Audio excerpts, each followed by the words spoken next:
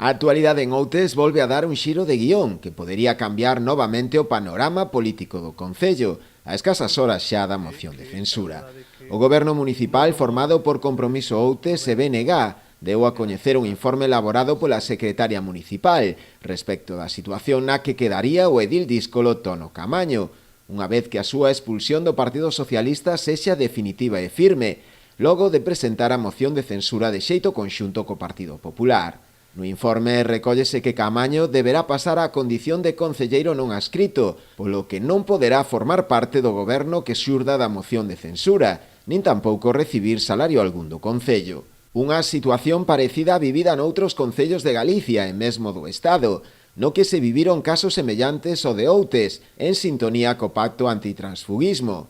O acordo non impide que prospere a moción de censura, pero que si provocaría son cambios significativos no seu devir, xa que impide que o concelleiro tránsfuga se beneficie de apoialo, segundo sinalan dende o Concello. O señor Francisco Calo,